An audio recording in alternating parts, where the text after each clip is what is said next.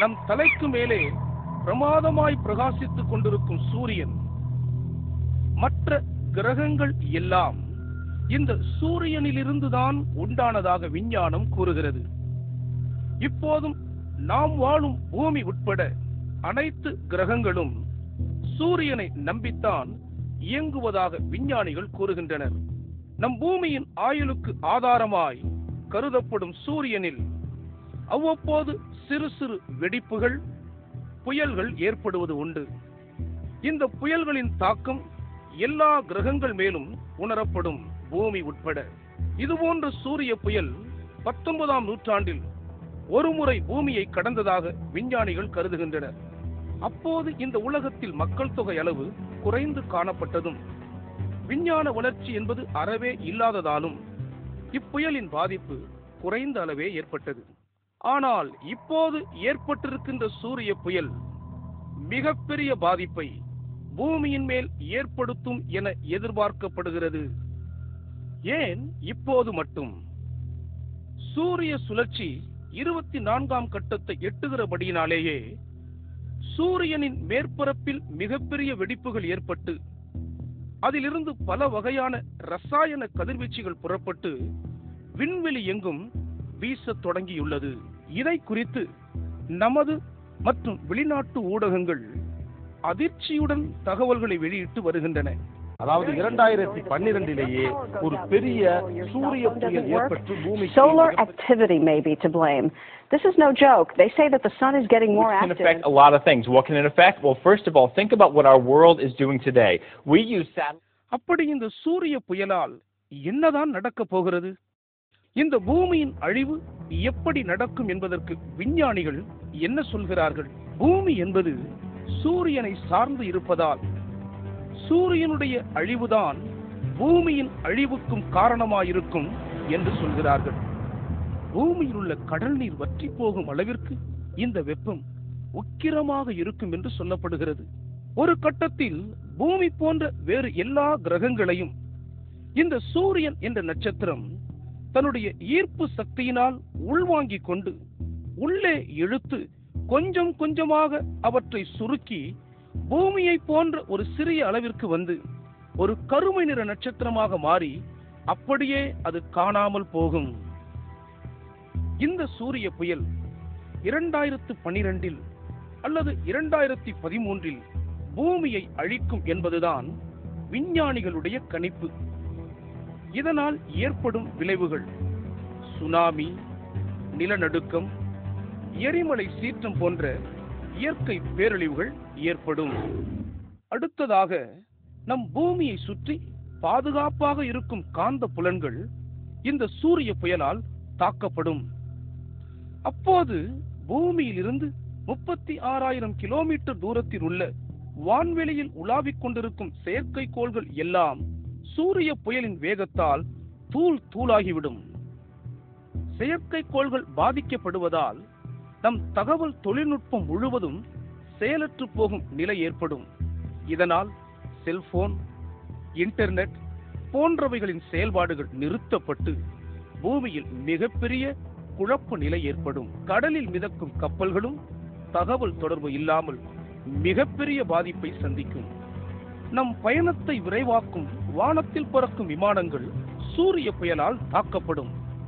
இதனால் radio transmission துண்டிக்கப்படும். சூரிய புயலில் இருந்து வெளிவரும் எலக்ட்ரோ மேக்னெட்டிக் ரேடியேஷன் பூமியில் மின்சாரத்தில் இயங்கிக் கொண்டிருக்கும் அனைத்து பொருட்களையும் செயல் இழக்க செய்துவிடும். நமது வாழ்வே இருள் சூழ்ந்ததாகிவிடும். ஏனெனில் மின்சாரம் நமது வாழ்வில் உயிர் நாடியாக மாறிவிட்டது. அடுத்து நடக்கப் போவதுதான் இந்த சூரிய புயலின் உச்சக்கட்ட கோர தாண்டவம். மனித சமுதாயத்திற்கு மிகப்பெரிய அழிவினை இது ஏற்படுத்தும் என அச்சம் நிலவுகிறது. காரணம், இந்த கதிர்வீச்சு நமது உடலில் பட்டவுடன் மனிதனின் தோல், இரத்தம், எலும்பு போன்றவைகளே உருகி அல்லது பஸ்பமாகிவிடும் என நம்பப்படுகிறது. சூரியனின் மேற்பரப்பு வெப்பத்தின் அளவு 1,48,000 டிகிரி ஃபாரன்ஹீட் ஆகும். இச்சூரிய புயல் 2000 மைல் வேகத்தில் பூமியை கடக்கும் போது இதன் வெப்பம் 10,000 டிகிரி ஃபாரன்ஹீட்டாக இருக்கும் என எதிர்பார்க்கப்படுகிறது. எனவே இது நம்முடைய உடலில் பட்டவுடன் இம்மாபெரும் அழிவு நடைபெறும். மேற்கூறிய இந்த சூரிய புயலினால் இன்னொரு அழிவும் சேர்த்துக் கொள்ளப்படுகிறது. நம்முடைய பூமியை சுற்றியுள்ள விண்வெளியில் ஏராளமான விண்கற்கள் சுற்றி கொண்டிருக்கின்றன. அப்படி சுற்றி கொண்டிருக்கும் இந்த விண்கற்களை இந்த சூரிய புயல் தன் வேகத்தினால் எல்லா கிரகங்கள் மேலும் விழ செய்யும். லட்சக்கணக்கில் இருக்கும் இந்த விண்கற்கள் பூமியின் மீது ஆயிரக்கணக்கில் விழும் என விஞ்ஞானிகள் கூறுகின்றனர். இந்த விண்கற்கள் சூரிய புயலின் அனலில் ஏற்கனவே அதிக உஷ்ணத்தோடு இருக்கும். அதோடு நம்முடைய பூமத்திய ரேகைக்குள் நுழையும் போது அவைகள் தீப்பற்றி எரிகற்களாக மாறும். இந்த எரிகற்களின் எடை குறைந்தபட்ச அளவே 3 டன்னாகவும் அதிகபட்சமாக 20 டன்னாகவும் இருக்கும். இவைகள் பூமியின் மீது விழும்போது எத்தகைய விளைவுகளை ஏற்படுத்தும் என்பதை இப்போது யூகிக்க இயலாது. ஆனால் விளைவுகள் விபரீதமாயிருக்கும் என்பது மட்டும் நிச்சயம் என்று கூறுகின்றார் டாக்டர் மிக்கியோ காக்கு. இவர் அமெரிக்க விண்வெளி நிறுவனமான நாசாவில் ஒரு பௌதீக பாட பேராசிரியர் என்பது குறிப்பிடத்தக்கது. இந்த எரிகற்கள் 2010 பூமியின் மேல் செல்லும் என 2009 விஞ்ஞானிகள் அறிவித்திருந்தனர். கடந்த 2010 வருடம் ஆகஸ்ட் 3 முதல் கல்லும், அக்டோபர் 12 இரண்டாவது கல்லும், கடந்த ஏப்ரல் 19 அன்று 3வது கல்லும் தொலைநோக்கி மூலம் கண்டறியப்பட்டது. கடைசியாக கண்டறியப்பட்ட விண்கற்கள் 15 அணுகுண்டுகள் சக்தி வாய்ந்ததாக இருக்கும் என விஞ்ஞானிகள் தெரிவித்ததாக நாளிதழ் செய்தி ஒன்று வெளியிட்டது. இந்த சூரிய புயல் 100 மில்லியன் ஹைட்ரஜன் குண்டுகளின் சக்தி கொண்டதாக இருக்கும். இதனால் பூமியில் பலத்த சேதங்கள் ஏற்படும் என்று வரிசைப்படுத்தியுள்ளனர். இந்த சூரிய சூறாவளி இடி இடிப்பது போன்று நிகழும்.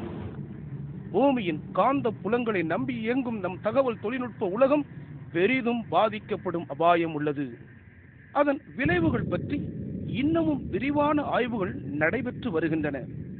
இடி இடிப்பது போன்ற நேரத்தில் அனைத்தும் நடந்து முடிந்துவிடும் என்கிறார் நாசாவில் சூரிய பௌதிக பிரிவு விஞ்ஞானி டாக்டர் ஃபிஷர். இது போன்ற அழிவினை குறித்து 1500 வருடங்களுக்கு முன்னர் தென் அமெரிக்காவின் மத்திய பூமியில் வாழ்ந்த மாயன் இனத்தார் குறிப்புகளில் இது துல்லியமாக காணப்படுகிறது. இது போன்ற காரியங்கள் அநேக பழங்கால குறிப்புகளில் காணப்பட்டாலும் எல்லா வேதங்களுக்கும் முன்னோடியும் சரித்திரத்திற்கு ஒத்து போகிறதுமான பரிசுத்த வேதாகமத்தில் இதை குறித்து தெளிவாக மிக துல்லியமாக வரையறுத்து சொல்லப்பட்டுள்ளது. பரிசுத்த வேத புஸ்தகத்தில் 2 பேதுரு 3ஆம் அதிகாரம் 10-12 வசனங்களிலே கர்த்தருடைய நாள் இரவிலே திருடன் வருகிற விதமாய் வரும். அப்பொழுது வானங்கள் மடமட என்று அகன்று போம், பூதங்கள் வெந்து உருகி போம், பூமியும் அதிலுள்ள கிரியைகளும் எரிந்து அழிந்து போம். தேவனுடைய நாள் சீக்கிரமாய் வரும்படிக்கு மிகுந்த ஆவலோடே காத்திருங்கள். அந்த நாளில் வானங்கள் வெந்து அழிந்து பூதங்கள் எரிந்து உருகி போம் என்று சொல்லப்பட்டிருக்கிறது. இந்த சூரிய புயல் தாக்கத்தினால் ஏற்படும் விளைவுகளும் பரிசுத்த வேதாகமத்தில் 2000 வருடங்களுக்கு முன்னர் அறிவித்த காரியங்களும் மிகவும் துல்லியமாக ஒத்துப்போகின்றன. பரிசுத்த வேதாகமத்தில் வெளிப்படுத்தின விசேஷ புஸ்தகத்தில் 6ஆம் அதிகாரம் 12 முதல் 17 வரையுள்ள வசனங்களில் இதை குறித்து சொல்லப்பட்டிருக்கிறது. அவர் 6ஆம் முத்திரையை உடைக்க கண்டேன். இதோ பூமி மிகவும் அதிர்ந்தது. சூரியன் கருப்பு கம்பளியைப் போல கருத்தது. சந்திரன் இரத்தம் போலாயிற்று. அத்திமரமானது பெருங்காற்றினால் அசைக்கப்படும் போது அதன் காய்கள் உதிருகிறது போல வானத்தின் நட்சத்திரங்களும் பூமியிலே விழுந்தது. வானமும் சுருட்டப்பட்ட புஸ்தகம் போலாகி விலகி போயிற்று. மலைகள், தீவுகள் யாவும் தங்கள் இடங்களை விட்டு அகன்று போயின.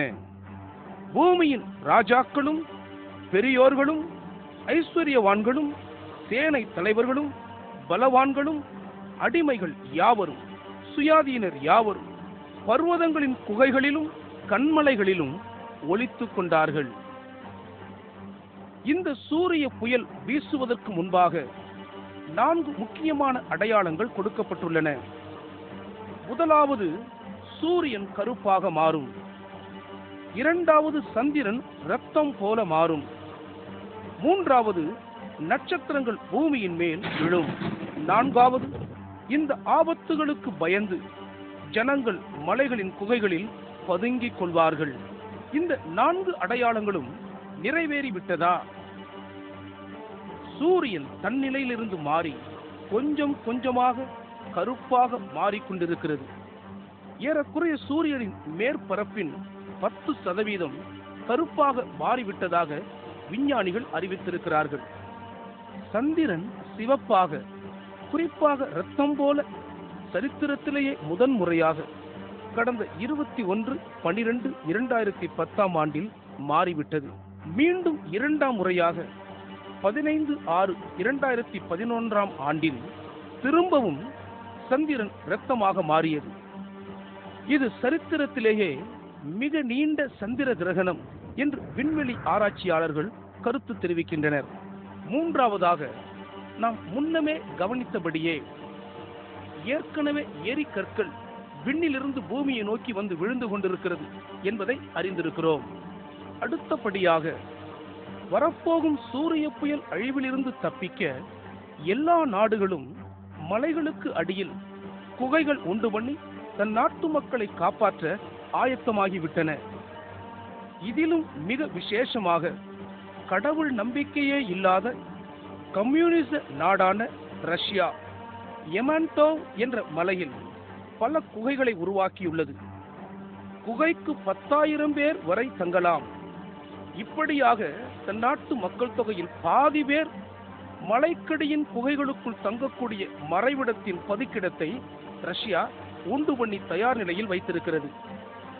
அடுத்ததாக, அமெரிக்கா 2341 அடிக்கு கீழே கிராண்ட் டெட்டான் என்ற மலைக்கு அடியில் மிகப்பெரிய பதுங்கு நகரம் ஒன்றை உருவாக்கியுள்ளது. இதை அமெரிக்கா பல ஆண்டுகளுக்கு முன் உருவாக்கும் போது இது ஒரு இராணுவ தளவாட முகாம் என்றே சொல்லி வந்தது. ஆனால் இப்போதுதான் உண்மை உலகிற்கு அம்பலமாகி இருக்கிறது. அமெரிக்கா உருவாக்கிய இந்த நகரத்தில் அனைத்து பாதுகாப்பு காரியங்களும் சகல வசதிகளும் ஏக தடபுடலாய் அமைந்திருக்கின்றன. அடுத்ததாக, நார்வே நாடும் சால்வேடார் என்ற பனிமலைக்கு அடியில் தன் நாட்டு மக்கள் 20 லட்சம் பேருக்கு இதுபோன்ற பாதுகாப்பு மறைவிடங்களை சிறப்பாக உருவாக்கியுள்ளது. சீனா, வடகொரியா, மலேசியா போன்ற அநேக நாடுகளும் இதுபோன்ற புகலிடங்களை குறிப்பாக மலைக்கடியில் உருவாக்கியுள்ளது குறிப்பிடத்தக்கது.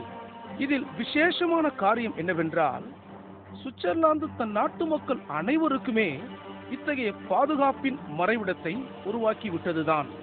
உலக அழிவிற்கு முன் இயேசு கிறிஸ்துவானவர் என்னென்ன அடையாளங்கள் நடக்கும் என்றாரோ அவைகள் மிக துல்லியமாக நடைபெற்றுவிட்டன. இனி உலக மக்களும் ஊடகங்களும் தொலைக்காட்சிகளும் பதட்டத்தோடு எதிர்பார்க்கிற உலக அழிவு மாத்திரம்தான் எஞ்சியுள்ளது. ஆனால் இயேசு கிறிஸ்து இதற்கான தேதியையோ நாளையோ வருடத்தையோ சொல்லாமல் அடையாளங்களையே சொன்னார். இனி இந்த அழிவிலிருந்து தப்பிக்க என்ன செய்ய வேண்டும்?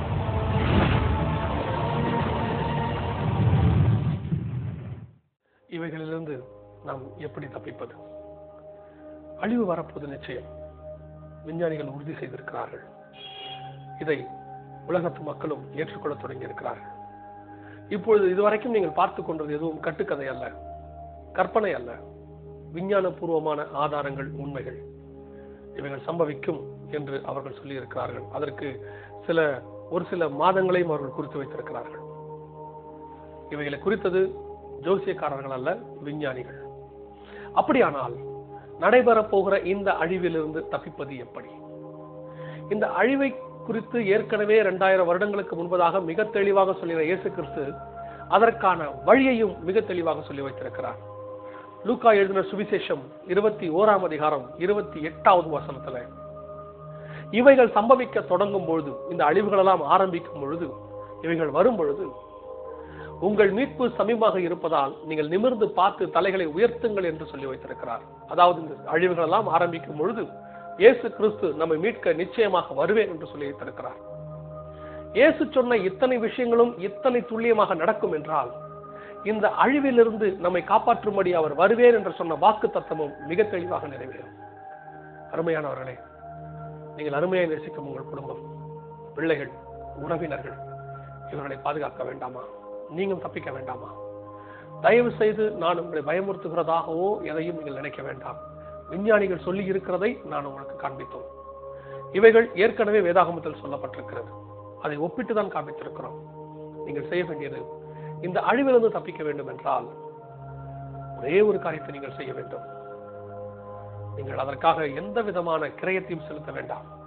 ஒன்றே ஒன்று, உங்கள் கண்களை மூடி, இயேசுவே என் உள்ளத்தில் வாரும், என் பாவத்தை மன்னியும், உங்களுடைய பிள்ளையா என்னை ஏற்றுக்கொள்ளும், வரப்போகிற அந்த அழிவிலிருந்து என்னையும் என் குடும்பத்தையும் காப்பாற்றும் என்று சொல்லுங்கள். என்றால் வேதம் சொல்லுகிறது, கர்த்தராகிய இயேசு கிறிஸ்துவை நீ விசுவாசி, அப்பொழுது நீயும் உன் வீட்டாரும் ரட்சிக்கப்படுவீர்கள், காப்பாற்றப்படுவீர்கள் என்று சொல்லப்பட்டிருக்கிறது. நீங்கள் ஒருவேளை இதிலிருந்து தப்பிக்க விரும்பினால், காப்பாற்ற விரும்பினால், இந்த இயேசு கிறிஸ்துவை உங்கள் சொந்த இரட்சகராக, காப்பாற்றுகிறவராக ஏற்றுக்கொள்ளுங்கள். நான் ஜெபிக்க போகிறேன். என்னோடு கூட சேர்ந்து நீங்கள் ஜெபிக்க விரும்பினால் இப்பொழுது ஜெபிக்கலாம். நாம் ஜெபிக்கலாமா? சர்வ வல்லமையுள்ள ஆண்டவரே, இந்த அருமையான நேரத்துல இதை பார்த்து கொண்டிருக்கிற, இங்கே பார்த்து கொண்டிருக்கிற ஒவ்வொரு சகோதரரையும் சகோதரியையும் உங்களுடைய கிருபையுள்ள கரத்துல ஒப்புக் கொடுக்கிறேன். தேவரீர், நீர் ஒவ்வொரு மனுஷனும் நன்றாய் வாழ வேண்டும், ஒவ்வொரு மனுஷனும் பாவத்திலிருந்து விடுதலையாக வேண்டும் என்ற இந்த உலகத்தில் வந்தீர் என்று நாங்கள் அறிந்திருக்கிறோம். நீர் குறிப்பிட்ட ஒரு சமுதாயத்திற்காகவோ கிறிஸ்தவர்களுக்காகவோ வரவில்லை என்று நாங்கள் அறிந்திருக்கிறோம். தகப்பனே, நீர் சகல ஜனங்களுடைய பாவங்களை மன்னிக்கிறவர் என்று அறிந்திருக்கிறோம். இப்பொழுதும் இங்கே ஜெபித்துக் கொண்டிருக்கிற, உம்மை ஏற்றுக்கொண்டிருக்கிற ஒவ்வொருத்தருக்காய் நான் ஜெபிக்கிறேன். அவர்கள் பாவங்களை உங்களுடைய ரத்தத்தினாலே மன்னியும், உங்களுடைய பிள்ளையாய் ஏற்றுக்கொள்ளும். தகப்பனே, வரப்போகிற அழிவில் இருந்து எங்கள் ஜனங்களை பாதுகாத்துக் கொள்ளும். திரளான ஜனங்கள் அப்பா, கோடி கோடியாய் ஜனங்கள் ஆண்டவரே, வரப்போகிற அழிவு மிக கொடுமை தகப்பனே. ஒருவரும் தப்பி போகாத காலம் என்று ஏற்கனவே நீர் சொல்லி வைத்திருக்கிறீர் ஆண்டவரே. எங்கள் ஜனங்கள் தப்பிக்க வேண்டுமே ஆண்டவரே. ஆண்டவரே, நீர் கொடுத்த இந்த சந்தர்ப்பத்தை நாங்கள் பயன்படுத்திக் கொள்ள எங்களுக்கு ஞானத்தை கொடுங்க. இந்த உலகத்தின் காரியங்கள் எங்களை இருட்டாக்கி வைத்து விடாதபடிக்கு, எங்களை மதியினர்களாய் மாற்றி விடாதபடிக்கு ஆண்டவரே, உடைய வருகையில பங்கடைய எங்களுக்கு ஆண்டவரே நல்ல ஞானத்தை கொடுங்க, கிருபையை கொடுங்க. கிருபையுள்ள காலத்துல தாழ்த்துகிறேன். இங்க இருக்கிறவர்கள், அவருடைய குடும்பம், உறவினர்கள் அத்தனை பேரும் பாதுகாக்கப்பட கர்த்தர் கிருபை பாராட்டும். ஆசீர்வதிச்சிருங்கப்பா, உடைய கிருபை தாங்கட்டும். இயேசு கிறிஸ்துவின் மூலமே ஜெபிக்கிறோம் எங்கள் ஜீவனுள்ள நல்ல பிதாவே.